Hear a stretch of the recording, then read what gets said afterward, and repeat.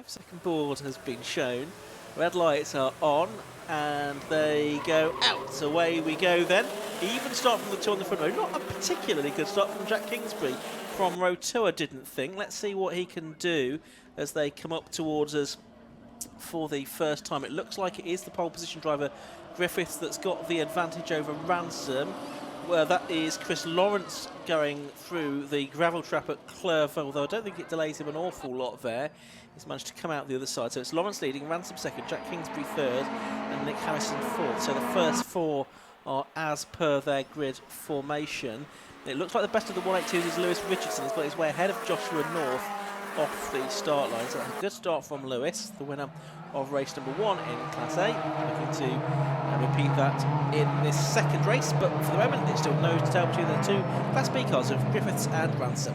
Absolutely, Ransom was the one that was vocal about saying it was difficult to overtake after the first race, and he is nose to the tail with first place at the moment, obviously just looking for any way around that he can. At the moment, not quite enough momentum, not quite enough speed to get past, but he's just staying on the back of him, just looking for or waiting for an opportunity, waiting to try and pressure him into a mistake, if that's the way that it happens. But yeah, just coming around to the end of the first lap now, obviously. So yeah, we've got Ransom in second place. We've got who's that in first? I couldn't quite read the name of it. Yeah, so we've got Lawrence up past 31, which is Chris Page. Yeah. Here we go. So across the start line for the first time, and we've got Griffith in first, Ransom second, Kingsbury third, Harrison fourth, Richardson fifth. Sorry, Joshua North in sixth. So yeah. Yeah, so I think Lewis Richardson making a good start in Class A there. The top 4 in Class B, all as per the grid, so they've not really changed. They're still in pretty close formation. Richardson did make up 2 places off the grid, though Connor went back 2 places. First race meeting for him in the more modern car. The Class B car there is the 72 class, the green fronted car. In the colours really of the Irish flag, which is where Pete originates from, although it's now based in the southwest. He's turning his way through there just behind Richardson and North, and then Martin Ridout in the orange 182 is the third of the Class A cars. Reminder that points are scored based on class finishing position rather than overall finishing position, and the driver can win the championship from either of the 2 classes. And it was Pete O'Connor from Class A that won it last year. There's Joshua North in that car, number 35 with 55, confusingly written on the side of it. Yes, absolutely. In all fairness, it does say 35, but it also says 55, so yeah, it can get quite confusing. But it's also worth just saying a quick hello to everybody in the live chat as well. We haven't mentioned anything about the live chat, but it's quite busy in there at the moment. So thank you to Splash Damage, to Mark Tucker, for Fabian, to James Baker, everyone for commenting and obviously just engaging with all of your fellow motorsport fans in the chat. Well, we really do appreciate it. And while over the line to complete lap number 2 goes Justin Griffiths, and that time through he was only 3 thousandths of a second slower than the car behind him as Darren Ransom gets set the fastest lap of the race so far. A bit of a gap back now to 5th position, and Lewis Richardson, who looks like he's a bit of a cork in the bottle here, doesn't he? Because he's got cars from both classes queuing up behind him. Matt Hipkins has now got himself ahead of Mark Ridout as well, but is in a different class. And then Jan Whittaker, number 297. He's there at the back of that group, 39-year-old managing director in his 2nd season of racing in a TMC engineering run car, the ex-Jack Dwayne machine that he has at his disposal. Yes, absolutely. And so coming up through, there we go, Rideout. So obviously Rideout's the one that had a bit of an issue this morning, so he's got some work cut out for him to try and get back up to the lead of his class. He's currently, about 2.5 behind Lewis Richardson and Joshua North, currently 1st and 2nd. Here we go. So yeah, he's still in the right train. He's just got a car or 2 cars in between him and them. So he wants to try and get rid of them as quickly as possible, get back on with Lewis Richardson and Joshua North, and have another crack at that class win. He's having another nibble, isn't he, at Hipkins, and he's gone through. I think Hipkins was a bit offline there, maybe. And he's also going to lose out to Jan Whittaker, I think, as they come down into the complex this time. Pete O'Connor has put himself in between Lewis Richardson and Joshua North now as well. So in between the two Class A leads, and Ridout now is getting alongside North as well, I think, or was very close to getting alongside North, and he's now attacking North for position. Meanwhile, for the lead, Darren Ransom has taken over. A change of leader there, Kieran. Yes, absolutely. So what Darren Ransom was saying earlier about you can't overtake, yes, you can. You've just done it. You are now in the lead of the race. Justin Griffiths, obviously one of the front runners, both this year and last year as well. He's one of the quick guys, but he's got Jack Kingsbury right behind him in that number 3. He's just looking a little bit left, a little bit right, but no, Justin Griffiths just holds off that position perfectly, defends his position, and sticks back underneath the bumper of Darren Ransom. These 3, they are absolutely on it. They're already pulling away from Nick Harrison in 4th position, and I mean, there's nothing to really choose between them. They've all got to drive millimetrically perfectly, and if they don't, any one of the other 2 can just take advantage like that. Up to Sunny they go. This is lap 4 of the race. These 3 separated by only about half a second. They're getting away from Nick Harrison in third. He's about a second and a half behind the leading trio. Not quite on the same pace as them, it would seem. And then we'll pick up what's going on in the battle for Class A in a few moments. And there's the top 3. Then it's Ransom now that's leading from Griffiths and Kingsbury. I'm not sure how much race winning, overall winning, Darren Ransom has done, if any. I think he's had class wins, but may not have been an overall win in the past. Yeah, he won his class at Alton Park last year, but didn't get any overall wins. And I'm not sure he's had any overall wins before. So Darren Ransom possibly in slightly unfamiliar territory here, as he's ahead of Justin Griffiths and Jack Kingsbury. Here's the battle coming towards us now within Class A, but it's the Class A car of Lewis Richardson with last year's Class A champion behind him now in a Class B car, and then Joshua North and then Mark Ridout. And Ridout in the orange car is yet to do anything about North in the white and green car. It's a fascinating battle, this one, that's heading through Hawthorne now and towards the chicane. It being enjoyed by the crowd here at Croft this afternoon. Almost exactly halfway through this race now, 7.5 minutes left to go. And there's battles for the overall lead, but also for 5th place overall, and potentially the class lead as well. Yes, 100%. Obviously, Lewis Richardson is, if you look on the timing screen, he's secure because he's already got one of the 197s in between himself and Joshua North. But I mean, look how close these guys are. Any mistake of any kind, he's going to be right back under threat from Joshua North and Mark Ridout. And obviously, he's already had a bit of a ding-dong with Mark Ridout today. I'm not sure he wants to repeat what happened earlier in terms of what happened at the end. But Mark Ridout probably wants to have a second go, a second crack, and just see if he can get back past Lewis Richardson once again. Got Harrison currently on stream, and he is in 4th position. Yeah, he's in a bit of no man's land at the moment.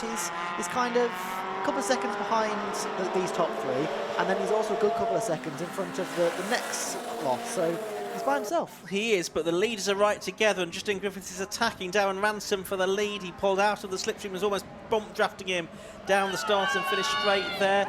There's cheers from his supporters, I think, down there in the grandstand at Clairvaux, but it's Ransom still leading. Griffiths in second, despite looking a little bit racy down into the first corner. And Jack Kingsbury there in 3rd place. He's right there as well. Our race 1 winner, of course, and the 2023 class champion. Jan Whittaker is into the pits in the VSG Crypto car. He's out of the race, I'm afraid. Back to the leaders, though, and it's still Ransom holding on, but it's only less than half a car length in it. Yeah, 100%. And I just saw Jack Kingsbury coming down the back straight. He just lifted slightly, so maybe Justin Griffiths just blocked the path that he was trying to take, and because he was really catching, it looked like he was going to make a move into Tower, but wasn't to be. So coming down through Barcroft into Sunny Inn. And yeah, still nothing to choose between them. Any one of these makes a mistake, and that's it. The other 2 were just going to pounce. So there is no room for error. So coming into the complex, I should say, Darren Ransom currently leading by, I mean, yeah, there's just no gap. There's no distance at all. It was 0.2 across the line last time around. It's probably going to be roughly in the same margin this time around as well. So coming into the final corner once again, nothing to choose between them. No, we've lost, of course, Whitaker now had also already lost Mark Enoch as well after 3 laps of the race. He'd pulled off at the first corner, I think, needing a tow. The race is continuing for everybody else, so 18 cars still in circulation. Over the line there, going the battle for 5th, and Lewis Richardson, our Class A leader, with Pete O'Connor right behind him, then Joshua North and Mark Ridout right there. Not really had a lot of changes in position in this race. It's been pretty close, but no real changes of place for a couple of laps at least. Yes, absolutely. And Joshua North and Peter O'Connor just off screen then were going side by side into the last corner. So Peter O'Connor was on the left-hand side, Joshua North on the right-hand side, and he just couldn't get past. So Peter O'Connor keeps that 6th position ahead of Joshua North, but they are still fighting ferociously. And here we go once again. You can see Peter O'Connor is just having to defend because Joshua North is just that close. He could pounce at any point if Peter O'Connor just loses his wits once. Yeah, Pete O'Connor, the 42-year-old from Bristol, works in IT and finance, been racing for 3 years. Has now got yellow flags at that part of the circuit at Jim Clark Esses. There is a car that has stopped further out of our sight. Steve Croxford, we think that stopped, but Pete O'Connor up the inside as they go through Sonny of the number 7 car of Lewis Richardson, and he is up. In fact, it's the 38. No, it's the 36 car, isn't it? We don't have a 38, so it must be the 36 car of Steve Croxford that has stopped, as we thought, over there by the side of the circuit at the Jim Clark Esses, or towards Barcroft. Here's Ridout now. He's ahead of Joshua North now, so he's made up a place. O'Connor's got past the Lewis Richardson car as well. So we've got our 3 class leaders together now in Class A. We've got Lewis Richardson, Mark Ridout now ahead of Joshua North, and North in 3rd place together. So we've had some changes of position at last. And the fight very much on for Class A.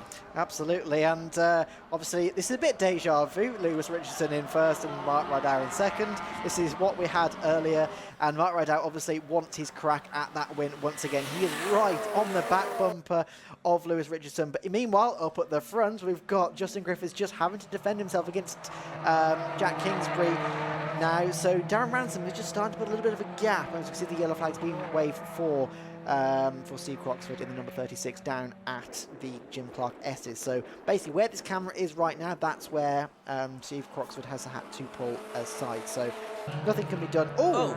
And that's Joshua North. Now, how has that happened? Oh, and another car involved is Chris Lawrence, I can see from our commentary box window. That's at Tower Corner. Off into the crops has gone North, and a red light. The race being stopped immediately. After that incident, there is the car of Chris Lawrence. Now, we didn't see what happened there, but we saw the tail end of it with North heading off into the field, and Lawrence, his car coming to a stop right at the edge of the circuit. Bumper of one of the cars in the middle of the track there. Marshall just checking that the driver is okay, but the 750 Motor Club rescue vehicle is heading out onto the circuit. Now, we'd only got 2 minutes and 15 seconds to go when the red flag went out, and so it is going to be a no restart there. Checkered flag icon is showing on the timing screen as well. So a serious incident there, I'm afraid, up at Tower Corner involving 2 drivers, the car of Joshua North and also the car of Chris Lawrence, which is very, very sad to see.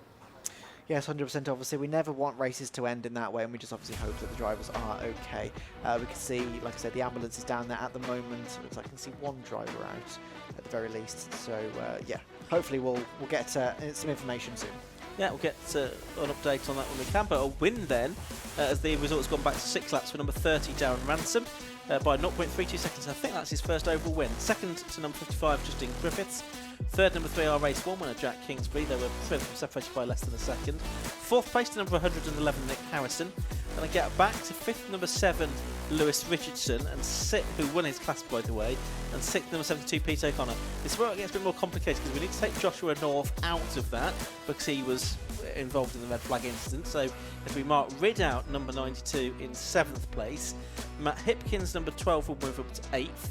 Chris Lawrence was also involved, so he won't be included in the results either. So it'll be Chris Page, number 31, in 9th place, and 3rd as well. So another podium for Chris Page in Class A, and James Gehagen, number 27, will take 10th. And then it'll be Joey DePrato, Jack McConnell, Mark Witherington, Matt Ponce and Gaz Baton as the last of the finishers for the first or the second race of the K-Tech Racing.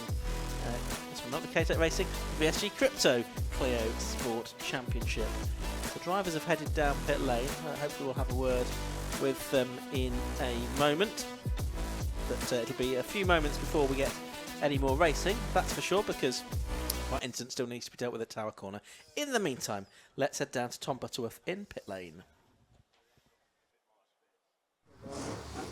Okay, Darren, talk us through that one. Third place in race 1, first place in race 2. Yeah, we had a bit of pace in the third one. I think Justin missed a gear in the hairpin, which helped me out, but it was just trying to manage it. But Justin and Jack, they're so fast, it's just hard. I couldn't break away. That was all I had. I was running out, tyres were gone towards the end, so it was a good race. So I enjoyed it. Good. Gone as in overworn or gone as in overheated? Overheated, yeah. Overheated. Yeah, just understeering everywhere, yeah. Towards the end there, it was very hard to turn in, but yeah, I'm happy. Yeah, the car's been good this weekend. Happy with it. Yeah, it's a good start to the season. Definitely. Yeah, happy. Good. All right. Well, we'll leave it at he's a happy man, right? Justin, told you you might have missed a gear coming out of the hairpin. Yeah, I went from third to second, and unfortunately it just wouldn't engage second. So yeah, it's a shame Darren couldn't have overtaken me properly, but yeah, hopefully, fingers crossed, we've got a good lap time and we're in a good position on the next grid, and we can hopefully bring it home in first. Okay, well that's the plan then. That brings that one to a close. And then Jack. Hello again, sir. Lewis, hello. not Darren. Oh, sorry, Lewis, okay. That's why I've done that. So Lewis, how was that one? Yeah, it was all right. Got around. Two Josh races, North. 2 wins. Yeah. Keep up with this rate and I'll be winning the championship. But no, I got past Josh North on the start. I knew I had to, otherwise it would just be playing catch up really. Got past and it was just about maintaining the gap between me and the car behind. Unfortunately I saw Josh North get spun around. But yeah, I was just trying to keep that 197 in between me and second place. Nice little buffer there. All right, Lewis, thank you very much indeed. Lastly, we will come round to Jack in the end. So first place race 1, third place race 2, so podium in both. Yeah. Happy? No. Oh, well, happy. They made it incredibly hard to get past. The only move I had was when Justin missed gear, but it weren't going to be a smooth overtake, so I chose better with that one. I was catching onto the back of him at the end, like waiting for a move, but it's a hard track to get past people here. There's very few places and you have to have a good gain on it. Well, we were saying that in race 1 in the post-race interviews that you got to have quite a bit of overspeed to to be able to utilise the slipstream, but Justin was saying that you don't really get much of a slipstream around here, even though there are such long straights. He said the same to me. I think you do. Definitely. You can feel the magnet on the front. Yeah, you know when it's like locks in and you're like, all right, you can see yourself reeling them in. But yeah, unless it's a track where you've really got them to make a mistake for you to jump on it really. Overall good day. Happy days. All right, brilliant stuff.